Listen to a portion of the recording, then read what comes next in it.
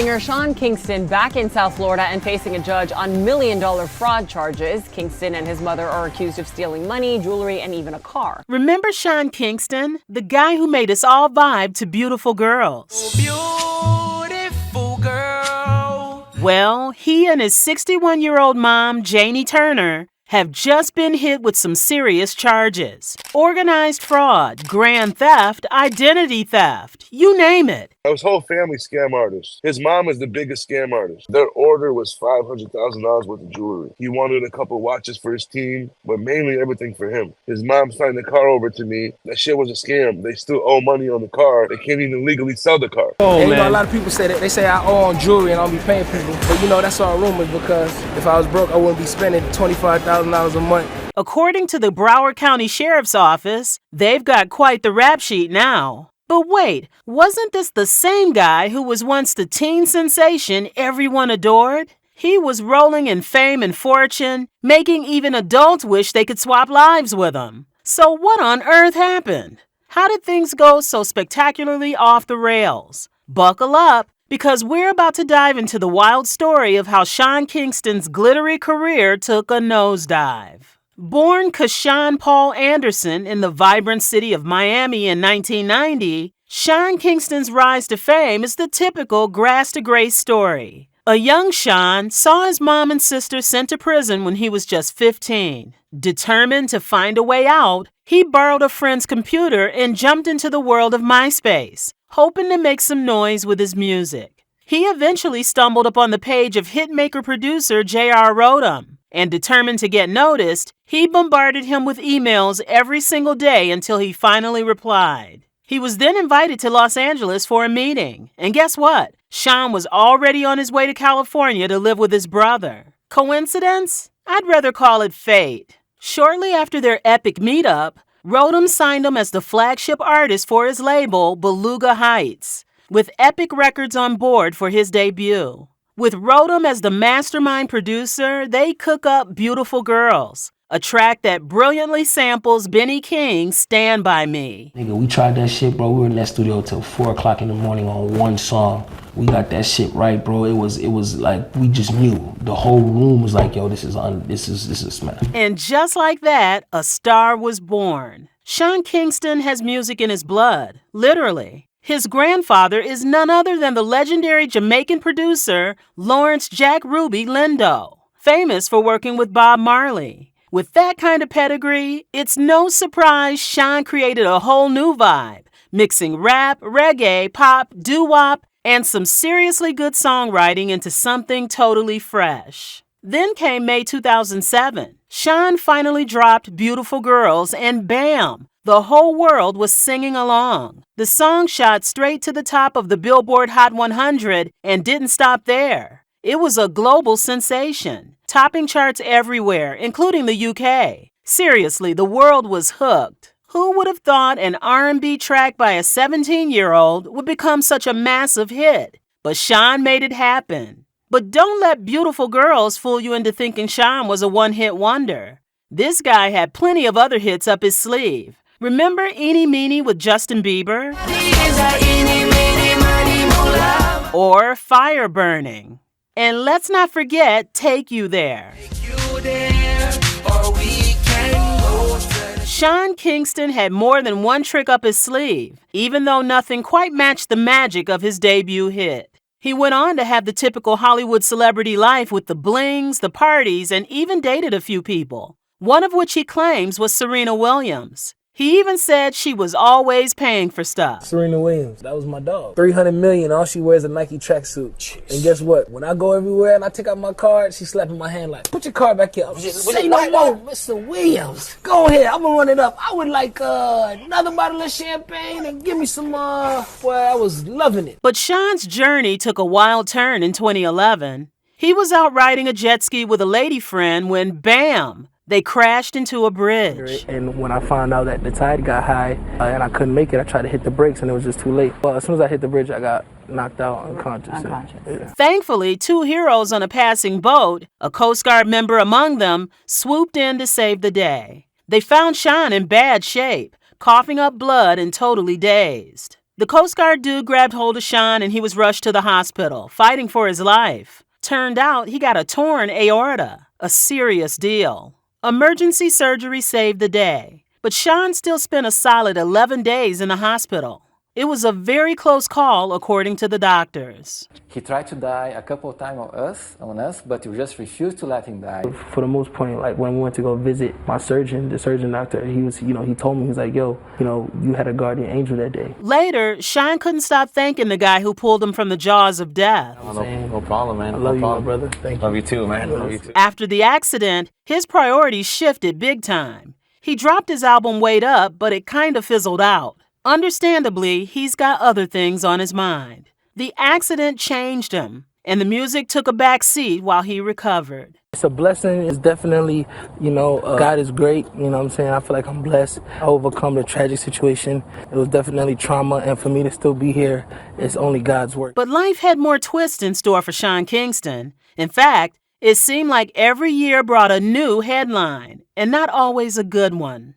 In 2013, things took a dark turn when a woman named Carissa Capilotto accused him of a disturbing crime. She claimed that back in 2010, Sean, along with his bodyguard and a band member, forced her into sex. Carissa stated she was under the influence of alcohol and marijuana during a meet and greet with the singer, rendering her incapable of consent. The situation escalated when Carissa sought medical treatment for physical injuries aligned with her claims and subsequently sued the three men. Sean Kingston maintained that the encounter was consensual. She was in my room, basically. She came with a friend, you know what I'm saying? Like, she came, to be honest with you, I don't tell the story there, like, because it's been, people have asked me, but it's a sway. And to be honest with you, it's completely 100% bull. Like, you know what I'm saying? I did know the girl. But he never addressed the lawsuit publicly. Eventually, the case was settled out of court, according to TMZ. Sean Kingston's road to fame was paved with gold records and chart-topping hits. But behind the scenes, he was battling some serious financial demons. In 2012, he hit rock bottom and filed for bankruptcy, revealing he had less than $500 in his bank account, while owing a whopping $13 million to creditors. What did he list as assets? Just a Rolex watch, a diamond bracelet, a ring, and a few cars. Oh, and he claimed he was making a measly $648 a month from royalties. But it didn't stop there. In 2014, his Bentley got snatched after he failed to keep up with payments. And then, in 2015, his Lamborghini suffered the same fate. In 2014, the drama escalated when Sean Kingston found himself facing his first lawsuit. The Beautiful Girls crooner had commissioned 2 custom jewels from Avi Davidoff, a.k.a. Avi the Jeweler, in Manhattan. But here's the kicker. Kingston allegedly owed Avi over $200K for these bespoke pieces. The saga ended with Davidoff victorious in court, as reported by the New York Daily News. But the bling battles didn't end there. Fast forward to the following year, and Kingston's tangled up in another jewelry-related case. According to Complex, associates of Avian Jewelers allegedly pulled a Hollywood-style stunt, kidnapping Kingston over unpaid custom watches. He claimed he was set up during a meeting to settle the score over a $185,000 watch. He says a gang of goons swooped in, snatched him, and dumped him unceremoniously on the street. However, authorities had a different take, dismissing it as a mere business disagreement. By January 2016, the case was closed, but Sean was still knee-deep in bling drama. That same year, he found himself locked in a legal showdown with New York City jeweler Aqua Masters, who claims he stiffed them on a $300K jewelry bill, including more custom pieces. And guess what? Complex reports that once again, the jeweler won the case. But Sean set the record straight. He's not broke, and he sure as heck didn't skip out on his jewelry tab. Oh, and, a lot of people say that. They say I own jewelry and I'll be paying people. But that's all rumors, because at the end of the day, if I was broke, I wouldn't be spending, $25,000 a month out here living in LA. In that same crazy year, Sean Kingston faced yet another wild incident. This time, he got robbed at the Penthouse nightclub and day club in Los Angeles. Yup, someone swiped his $300K chain right off him. And it didn't end there. Things got physical, with Sean taking a nasty hit to the head from a bottle during the scuffle. But here's the kicker. When the cops came knocking, Sean wasn't exactly eager to spill the beans, so the investigation hit a dead end. But Sean wasn't about to let it slide. Nope, he slapped the club with a lawsuit, claiming they were in on the whole thing. Unfortunately, it didn't quite pan out, and Sean was left feeling pretty shaken up about the whole ordeal. It was after this he got jumped by Migos. Yes, the Migos. We went out there thinking we was gonna have a conversation. Kingston says he was tricked into meeting up with them outside. They FaceTime me, yo, come outside, let's talk like men. I miss you, let's chop it up, you know what I'm saying? And as soon as I went outside, it was no talking. It was people, they just started jumping on me, started throwing punches. I didn't have a chance to put my set up. I didn't have a chance to do nothing. So here's how it went down. Sean and the Migos got into a nasty spat, reportedly over a heated argument involving none other than Soulja Boy. According to TMZ, things escalated in a flash, and before you know it, the Migos were allegedly stomping on Sean's head. Witnesses say that someone from Kingston's side fired a shot into the air during the fight, but fortunately, no one was hurt. Now, fast forward to 2019, and Sean's back in the headlines, but once again, not for his music. Nope, this time, he's caught in the middle of a police standoff at Dino's Chicken and Burgers in LA. Why? Because someone thought they saw him waving a gun around. Crazy, right? Turns out it was a false alarm, and Sean and his crew were let off the hook. In 2021, Sean Kingston found himself smack dab in the middle of yet another juicy scandal. This time, it was all about a brawl with a music video director that turned downright ugly. So here's the tea. According to TMZ, Sean allegedly threw punches at this poor director before whipping out a gun and waving it around like he's in a Wild West showdown. And get this, it all went down while they were supposed to be making sweet music together. Okay, I know it seems like a whole lot of drama already, but trust me, we're not even done.